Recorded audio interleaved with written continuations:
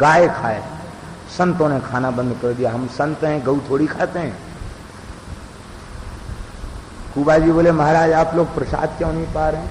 बोले आपकी गृहिणी तो कह रही कि जो खाए सो गाय खाए। महाराज ये भोरी भारी है, ठीक ठीक बोलना नहीं जानती, सीधे साधे शब्द बोल देती है। ये तो बड़ी भक्तिन है, ये कह रही है आप खा रहे हैं तो गागा करके खाइए, बढ़िया भगवान के नाम ले लेकर खाइए, गागा के खाइए, गाय खाए, गा के खाओ। अब तो संत प्रेम से बीच बीच में कोई दोहा, कोई चौपाई, कोई श्लोक बोल बोल करके पाते। साधो सावधान फेर करो अवधान, बस बोलने के बाद संत कोई ना कोई श्लोक दोहा गाने लग जाते। अब तो वो एकदम जल भुन गई, इस घर में नहीं रहूंगी, आज ही चली जाऊंगी, बस सवेरा होने दो मैं चली जाऊंगी। कुबा जी हाथ जोड़ के बोले कि देवी सवेरे की प्रतीक्षा मत करो, अभी चली जाओ।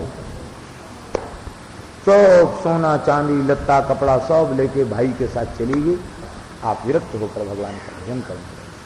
तो कहने का तात्पर्य यह है कि संत के आगमन से प्रसन्नता होवे तो समझ लेना चाहिए कि संतों से प्रेम हो गया, मित्रता हो गई। ये कहां से चले आए, हम तो खाने बिना मर रहे हैं और ये कहां से आपत चली आई, ये भाव आवे तो समझ लेना कि अभी अध्यात्म के पथ पर, भागवत धर्म पर नहीं चले।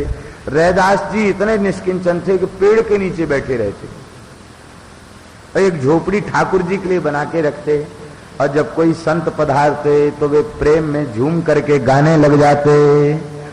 आज के दिवस की जाऊं बलिहारा, मेरे घर आया राजा राम जी का प्यारा, मेरे घर आया राजा राम जी का प्यारा। करूं दंडवत चरण पखारूं, तन मन धन संतन परवारूं। आंगन भवन भयो अति पावन, इनके आगमन से ये घर पवित्र हो गया। हरिजन बैठे हरिजस गावन, कथा कहें अरु अर्थ विचारें, आप तरें औरन को उतारें।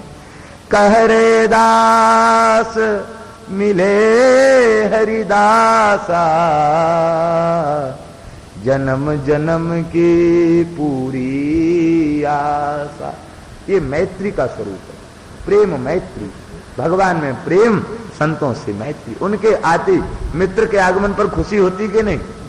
मित्र कोई मिल जाए तो उसके गले लग जाते हैं, हाथ मिलाते हैं और बड़े प्रेम से। ऐसी संत मिले तो हृदय भरी आवे, आहा आज का दिन धन्य हो गया, संत का दर्शन। कृपा, किसके ऊपर कृपा? कहते बाल शेषु कृपा, अज्ञानी जीवों पर भक्त कृपा करता है। कृपा क्या है? आओ भाई देखो, आज सोमवती अमावस्या है, आज भोजन करने आ जाना। जानते हैं कि इसकी भजन में, सत्संग में श्रद्धा नहीं है। भोजन के नाम पर, खील मार पुआ के नाम पर हमेशा कमर कस के तैयार रहता है। बोले ऐसा है, कल भंडारा है, समष्टि है, आ जाना, प्रेम से आना। वो आ गया। अब वहां भोग लग रहा था, कीर्तन हो रहा था, थोड़ी देर बैठा कीर्तन सुना, फिर कीर्तन के बाद संतों का दर्शन हुआ, सिया हरि नारायण गोविंद हुआ, नाम कान में गया। इसके बाद फिर प्रसाद लिया। अब उसके मन में आया भाई महात्मा तो बहुत अच्छे होते हैं, इनके पास जाना चाहिए। आने लग गया, बस बीमारी लग गई भजन की। बोलो वृंदावन बिहारी। ये ऐसे बाल शेषु कृपा, कृपा करके उनको अपना लेते हैं। बड़ी आतिशबाजी, छोटी आतिशबाजी होती है और मनो बारूद फूंक दिया जाता है। लोग कहते हैं इसका क्या मतलब है भाई, ये बारूद फूंक देते हैं ब्रह्मोत्सव में, क्या जरूरत है इसकी? ये बालिशेषु कृपा। जो लोग भगवान से रहित हैं उनके लिए आचार्यों ने उत्सवों के समय ऐसे आयोजन रख दिए, वो छोटी आतिशबाजी बड़ी आतिशबाजी के नाम से तमाम भीड़ इकट्ठी हो जाती आतिशबाजी देखने। और जब श्री भगवान गरुड़ पर बैठे हुए, हनुमान जी पर बैठे हुए ठाकुर जी का दर्शन करते हैं तो उनको भी लाभ मिल जाता, कीर्तन सुनते उनको भी लाभ मिल जाता। ये है बालशेषु कृपा। और इसके बाद द्विषत्सु उपेक्षा, ये भक्त का, साधकों का। पहली जो बात बताई है वो सिद्धावस्था वाली बात है, और ये साधन की स्थिति वाली बात है। साधक कोटि के जो महात्मा हैं वे द्विषत्सु उपेक्षा, जो भगवान से सर्वथा विमुख हैं, सन्मार्ग पर आना ही नहीं चाहते हैं, उनकी उपेक्षा। उपेक्षा का मतलब होता है उदासीन नित रहिय गुसाई, खल परिहरिय स्वान की नाई। क्यों बोले काटे चाटे स्वान के धूं भांत विपरीत। काट लेगा तो इंजेक्शन लगेंगे, चाट लेगा तो जूठा कर देगा, दोनों तरफ से। इसलिए दुष्ट से न तो प्रेम और न बैर, बस अलग। उष्णो दहति चांगारः सीता कृष्णायते करम। अंगार को छू लो तो जल जाओगे, और बुझने के बाद छू लो तो हाथ काले हो जाएंगे। प्रेम करो तो हाथ काले हो जाएंगे दुष्ट के साथ। घूमने लग जाओ दो चार जगह तो लोग अच्छे से अच्छे संत को कहते हैं, अरे हम जानते हैं ऐसे लोगों के संग घूमते हैं, काहे के महात्मा। भले ही महात्मा अच्छा है लेकिन उसका शरीर, उसके हाथ काले हो गए दुष्ट के साथ रहने। और वो तो सदा जलता रहता क्रोध में, जलते समय छू दिया तो जला देगा, मारपीट करने पर उतारू हो जाएगा। इसलिए दुष्ट की उपेक्षा, ये मध्यम कोटि का भक्त है। अब अधम कोटि नहीं होती है। देखो भागवत धर्म में अधम कोटि है ही नहीं। उत्तम कहा और मध्यम कहा तो तीसरा अधम होना चाहिए कि नहीं, लेकिन अधम नहीं कहा। तीसरी कोटि गिनाते समय कहा प्राकृत। प्राकृत भक्त किसे कहते हैं? प्राकृत भक्त का मतलब है जिसका अभी ककहरा चालू हुआ है, जिसका ककहरा अभी चालू हुआ है, अभी बस आज ही एडमिशन लिया है, प्रवेश लिया है प्राथमिक पाठशाला में, तो अभी सीख रहा है भजन करना, भक्ति करना, ऐसे को प्राकृत कहेंगे। प्राकृत कौन है? कहते अर्चायामेव हरे पूजाम यश्रद्धये हते न तद भक्तेषु चान्येषु सभक्तः प्राकृत स्मृतः। संत की कृपा से, गुरु की कृपा से भगवान में भाव तो बढ़ गया और भगवत विग्रह की प्रेम पूर्वक सेवा पूजा करता। लेकिन संत महात्माओं को, भगवान को, और वह नहीं स्वीकार करता है, ऐसा भक्त जो है वो प्राकृत भक्त है। जल आ रहा है। श्री वृंदावन बिहारी।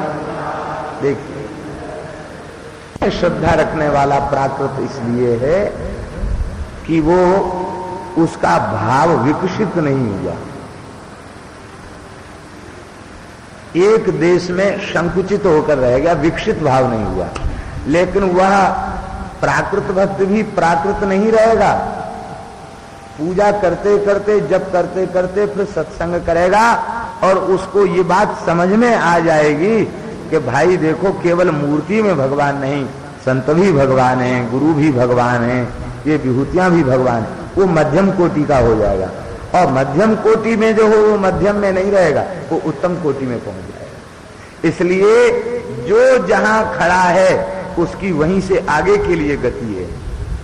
इस मार्ग में पीछे जाने वाला कोई नहीं है। जो जहां जिस स्थिति में है वहां से आगे बढ़ेगा। बस आवश्यकता है इस मार्ग पर आरूढ़ हो जाने की। इसके बाद उत्तम कोटि के भागवतों के अन्य लक्षण भी बता रहे हैं। कहते जो संसार की कोई भी वस्तु प्राप्त हो जाए, चित्त में प्रसन्नता न हो, और कोई भी वस्तु नष्ट हो जाए, चली जाए, दुख न हो। भाई हमारा कुछ होए इस संसार में तब तो वो हमको प्राप्त हो तो हमें खुशी हो, और हमारा कुछ था और चला गया तो हमें दुख हो। न हमारा था और न हमारा रहा तो काहे का दुख हो। एक महात्मा के मठ का विवाद आया। वे संपूर्णानंद जी के सत्संग में कभी कभी पहुंचे, बोले महाराज गुरु जी तो पधार गए, अब हमारे नाम वसीयत कर गए थे, दूसरे चेला ने वसीयत पेश कर दी अदालत में, क्या करें।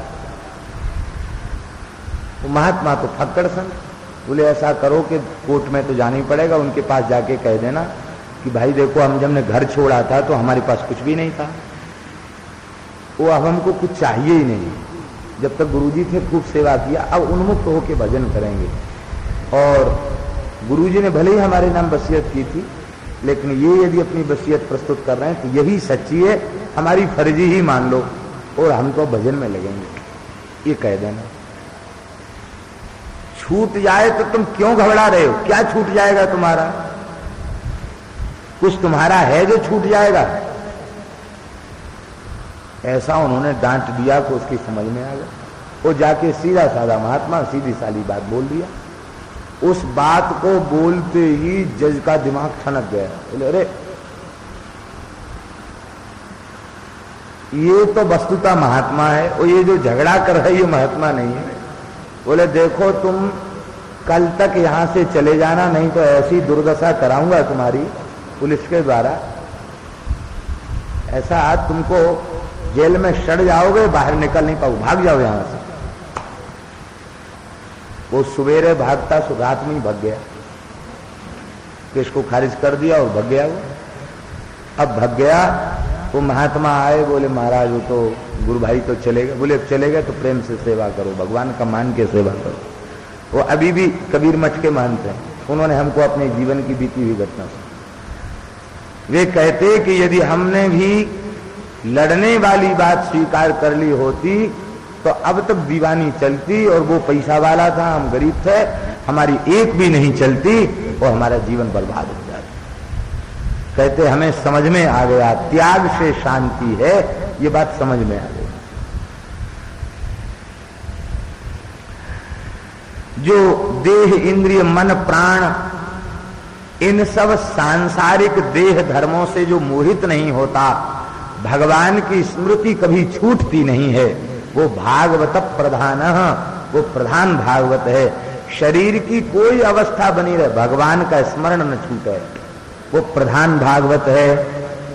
काम्य कर्म जिसके हृदय में प्रकट ही नहीं होते, कामना के बीज, वासुदेवैक निलयः सवै भागवतोत्तम।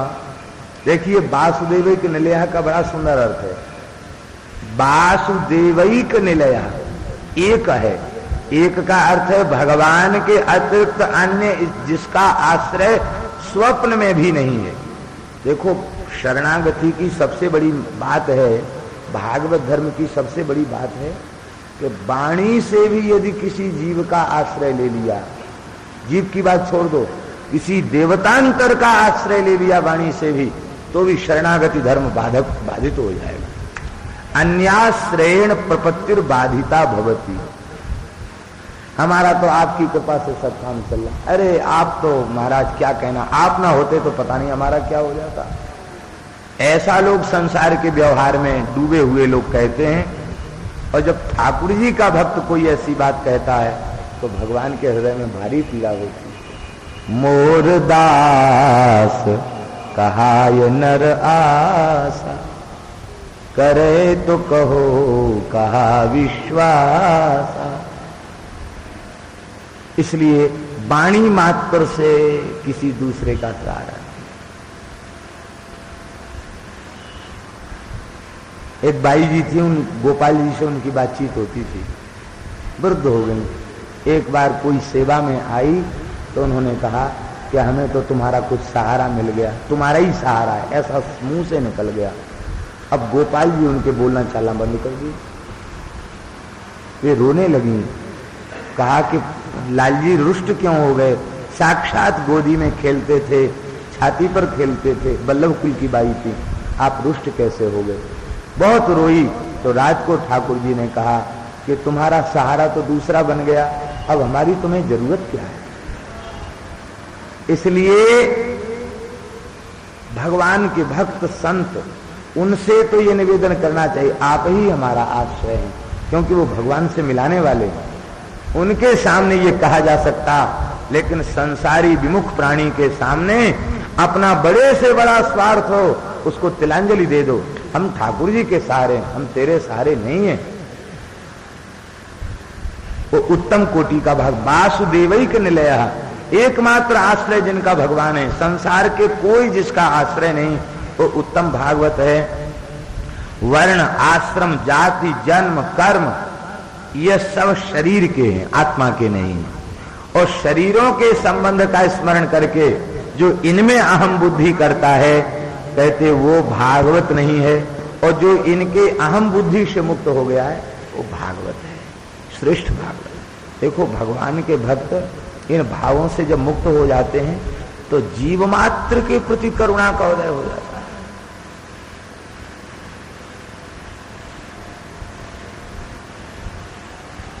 मलुकदास जी ने एक जगह अपने एक पद में कहा कि अरे देखो तो सही, लोग गोहत्या की बात कह रहे हैं, गो भी जीव है और बकरा भी जीव है। अरे भाई गो हत्या की बात नहीं, जीव हत्या के निषेध की बात क्यों नहीं करते हो? दया से बड़ा धर्म नहीं है। एक दया, मलुक जी की वाणी, एक दया अरुदीनता ले रहिए भाई, चरण गहो जाए साधु के रीझे रघुराई। दया करो, क्या गाय और क्या बकरा क्या बकरी, जीव मात्र पर दया, जीवे दया, जीव पर दया। इसका मतलब ये नहीं है कि वो गोरक्षा की उपेक्षा कर रहे हो, उनका भाव उतना अधिक उदात्त। क्यों? ये उदात्त भाव इसलिए आता है कि उनका अपने में अहम बुद्धि नहीं, ये सब में भगवत स्वरूप का दर्शन करते हैं। श्री एकनाथ जी महाराज, अपने पिता का श्राद्ध था और महार जाति के लोग निकले, उनको भोजन की सुंदर सुगंध आई तो बच्चे कहने लगे अरे कितने बढ़िया बढ़िया पकवान मिष्ठान बने हैं। बड़े बूढ़ों ने रोक दिया, क्या कहते, बोलो मत, ये तो ब्राह्मणों को जिमाने के लिए बने हैं, हम लोग तो गरीब हैं, हमारे भाग्य में ये कहाँ है। ये शब्द एकनाथ जी श्राद्ध में लगे थे, उनके कान में पड़ गए, उठ गए और कहा आओ आओ भैया, आप तो हमारे जाति भाई हो, हमारे कुटुंबी हो, आओ। सबको पत्तल परोस करके बढ़िया बढ़िया पकवान मिष्ठान जी भाई, महारों को श्राद्ध पक्ष में। वो तो बेचारे खा करके आशीर्वाद देके गए। और इसके बाद आपने पूरी रसोई को धोया, पात्रों को धोया, द्वारा रसोई बनी। निमंत्रित ब्राह्मण आए, उन्होंने कहा कि अरे आज इतनी देर कैसे हो गई? तो महात्मा तो छल कपट से शून्य होते सारी बात बता दी। और तो लाल पीले हो गए, अरे ब्राह्मण के पहले उनको जिमा दिया? नहीं नहीं नहीं, तेरे घर का अन्न नहीं खाएंगे। उस समय साक्षात वैकुंठनाथ भगवान के पार्षद पधारे हैं, बलि, प्रद्धव, उद्धव, प्रहलाद, विभीषण आदि महाभागवत पधारे हैं और उन्होंने प्रसाद। ये है वर्ण आश्रम आदि सबका संबंध शरीर से है, आत्मा से संबंध। इसलिए शरीर अनात्मा है और अनात्मा से हमारा कोई संबंध नहीं। इसका तात्पर्य है जिसमें अहम भाव जब नहीं होगा वो जीव मात्र का आदर करेगा, और अहम भाव जब तक रहेगा तब तक जीवों पर दया और उनका आदर नहीं होगा। इसका तात्पर्य हमारा ये मत समझ लेना कि हम शौचाचार के त्याग की बात कहते हैं, मर्यादा के त्याग की बात कहते हैं।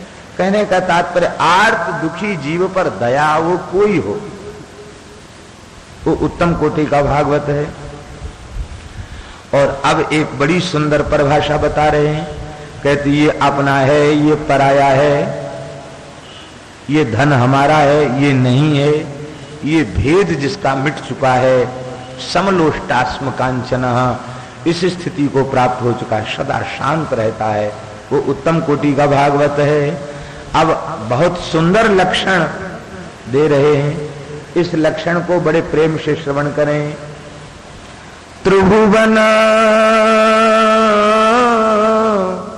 विभव हे तवे प्यकुंठ स्मृति अजितात्मसुरादिभिर्मृग्यात् न चलति भगवत्पदारविन्दान् लवनिमिषार्धमपि यह स वैष्णवाग्र्या। वैष्णवों में अग्रगण्य कौन है? सबसे पहले गिनती जिसकी हो वो वैष्णव कौन सा है? कहते वो वैष्णव वो है जिसको संपूर्ण अनुराग भजन में हो। भजन में भगवान के नाम के स्मरण में इतना अनुराग हो गया हो, इतना नामानुराग उसके भीतर प्रकट हो गया हो कि उस वैष्णव को तीनों लोगों की संपत्ति दे दी जाए और तीनों लोगों की संपत्ति देने के बाद कहा जाए कि आधे पल के लिए तुम भगवान की स्मृति छोड़ दो। ये तीनों लोगों का वैभव ले लो, सब पद तुम अपने पास रख लो, आधे क्षण के लिए भगवान को छोड़ दो। यह सुनते ही वह व्याकुल हो जाए और कहे कि तीन लोक की संपत्ति में ऐश्वर्य में ठोकर मारता हूं, श्री कृष्ण को नहीं भूल सकता, नाम नहीं भूल सकता। ऐसा जो वैष्णव है वो वैष्णवों में अग्रगण्य है। ऐसे वैष्णव कौन है? ऐसे वैष्णव ब्रज गोपी हैं, ऐसे वैष्णव राका बाका हैं, और रामावतार में ऐसे वैष्णव श्री भरत लाल जी हैं। संपत्ति चकई भरत चक मुनि आय सुखिलवार तेहि निसि आश्रम पिंजरा राखे भाविनुसार। भजन नहीं छोड़ते हैं। ये सारा वैभव भरत जी को अपनी ओर आकृष्ट नहीं कर पाया। राम नाम का स्वाद जिसे मिल गया उसे संसार की कोई संपत्ति कोई पद अपनी ओर खींच नहीं सकते। जिसे भजन का स्वाद नहीं मिला वो तो संपत्ति खींच नहीं सकती ने, वो संपत्ति को ही खींचने में लगा रहेगा। कैसे मिले, कैसे आवे, झूठ से, फरेब से, कपट से, छल से संपत्ति के ही संचय में लगा रहेगा। वो वैष्णवों में अग्रगण्य है। आहा,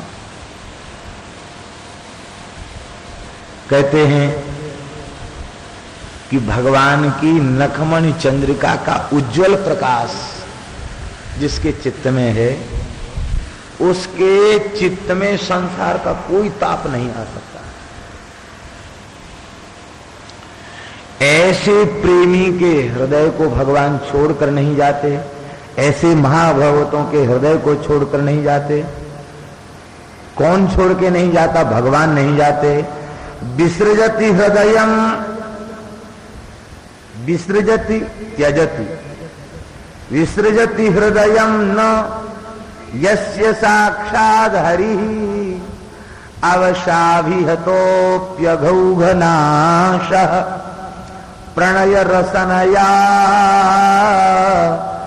धृतांघ्रि पद्मः सभवति भागवत प्रधान उक्तः। भागवतों में प्रधान कौन है? कहते जिसका हृदय इतना निष्काम हो गया हो, इतना विशुद्ध हो गया हो कि संसार की तो कोई कामना रहे ही नहीं, भगवान हृदय में बस जाएं। और जब अपने हृदय में भगवान को बसा ले तो क्या करे? बोले प्रणय की रस्सी से भगवान के चरणों को बांध दे, बिठा के प्रेम के बंधन में ठाकुर जी को बांध दे। और प्रेम के बंधन में बांधने के बाद ठाकुर जी कहें कहो भगत जी क्या चाहिए? बोले बस चाहिए क्या? आप विराजो, हम आपकी सेवा करें, मुस्कुराते रहो, और चाहिए क्या? अरे भाई बहुत दिन खातेदारी हो गई, अब हम जाएंगे।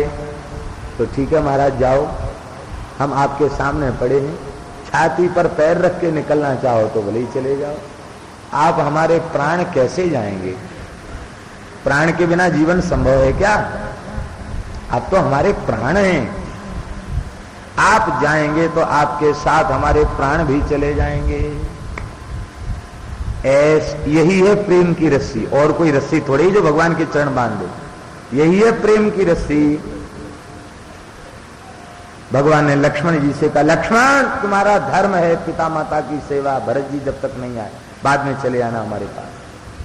यह सुनते ही भरत जी, श्री लक्ष्मण जी रोने लगे और रोकर के लक्ष्मण जी ने कहा, हे नाथ आप हमें वचनबद्ध मत करें। आप क्या मत करें? क्यों? इस दास से आज्ञा का पालन नहीं हो पाएगा। आप अवध से जिस क्षण अपना चरण बाहर रखेंगे उसी समय इस लक्ष्मण का शरीर निष्प्राण हो जाएगा और प्राण आपका अनुगमन करेंगे। लक्ष्मण के प्राण आप हैं। आपने हमको अपना बाहरी प्राण बताया है, प्राण कभी देह से अलग होता क्या? हम आपसे अलग नहीं हो सकते। ऐसे को भागवत प्रधान कहते हैं। कहते ऐसा जो भागवतों में प्रधान है, जो ठाकुर जी के चरणों को पकड़ के बांध लेता है, दुस्त्यज तत्कथार्थ, बस इनकी स्मृति नहीं छोड़ी जाती। यही जिसका जीवन है वह भागवत प्रधान है। ये भागवतों में प्रधान महाभागवता श्री मीरा जी है। मीरा जी कहती हैं कि बस भगवान प्रेम की रस्सी में ठाकुर जी को बांध लिया। ये बांधना क्या है? श्याम माने चाकर राखो जी, नौकरी पर रख लो। चाकरी में चाकर रहसू बाग लगासू, नित उठ दर्शन पासू। वृंदावन के कुंज गलिन में हरि की लीला गासू। श्याम मन चाकर राखो जी, चाकरी में दर्शन पाऊं, सुमिरन पाऊं खर्ची। भाव भक्ति जागीरी पाऊं, ये तो तीनों बाता सरसी। श्याम मन चाकर राखो जी। यही है प्रेम की रस्सी। ये वाणी ही प्रेम की रस्सी है। ये ठाकुर जी को हृदय में बांध देती है। फिर ठाकुर जी कहते हैं, लो छुड़ा लिया हाथ। बोले छुड़ा लो, कोई बात नहीं, हृदय से निकल को दाओ तो तुमको पुरुष मानूंगा, तुमको वीर मानूंगा। हस्तमुत्क्षिप्य यातोषि बलात् कृष्ण किमद्भुतम, हृदयाद्यदि निर्यासि पौरुषम गणयान्ते। बाह छुड़ाए जात हो निवल जान के मोहि, ये में तेजो जाओगे सबल बदऊंगो तो। यही है प्रेम की रस्सी। इसमें बंधकर ठाकुर जी भक्त के हृदय में विराजते हैं। बोलो भक्तवत्सल भगवान। हरि जी के प्रवचन में ही 6:38 हो गया। अभी तो प्रवचन 9 योगीश्वरों का बाकी है, 2 ही का तो हुआ है, अभी 7 का बाकी है। संक्षिप्त इनका स्मरण करा देते हैं, फिर कभी ठाकुर जी चाहेंगे तो प्रधान रूप से इसी को कहा जाएगा। जब क्रमशः भागवत चलती है तो फिर इसके लिए समय प्रायः कम ही रहता है। और पहले इतने सब प्रसंग हैं, उनमें कोई भी ऐसा नहीं है जिसको छोड़ के आगे बढ़ने का साहस हो। सभी तो एक से एक बढ़ करके हैं। इसलिए ये मुक्ति स्कंध तो स्वतंत्र ही इसका श्रवण करना चाहिए। अब श्री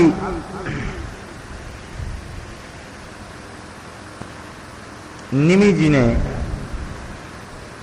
माया के संबंध में प्रश्न किया। माया का स्वरूप क्या है? ये माया का स्वरूप कौन बताएगा? इसको बताने के लिए अंतरिक्ष आगे आए। अंतरिक्ष माने आकाश, आकाश माने व्यापक। आकाश शब्द का अर्थ होता है जिसने सब में अपने को समेट रखा हो, सबको ढक रखा हो, उसका नाम है आकाश। ये ब्रह्मादि स्तंभ पर्यंत सारे जगत के जीवों को किसने ढक रखा है? माया ने। तो माया का रहस्य कौन बताएगा? जो अंतरिक्ष होगा वही माया का रहस्य बताएगा। माने अंतरिक्ष माने परमात्मा, परमात्मा ही माया के पति हैं और वे आकाशात पुरुष प्राण आकाशो प्राणदो प्राणो ज्येष्ठा श्रेष्ठा प्रजापति, भगवान का नाम आकाश नाम अंतरिक्ष। तो माया के रहस्य को माया को जानने वाला ही बताएगा, माया के रहस्य को बताया। और इस माया के रहस्य का वर्णन करते समय तो अंतरिक्ष जी ने यहां तक कह दिया कि सृष्टि की उत्पत्ति होना भी माया है, पालन होना भी माया है और प्रलय हो जाना भी माया। महाप्रलय तक का वर्णन किया और कहा माया का तात्पर्य है इस ब्रह्मांड में जितना व्यवहार चल रहा है वो सब माया है। गो गोचर जहां लगी मन जाई, सो सब माया जानहु भाई।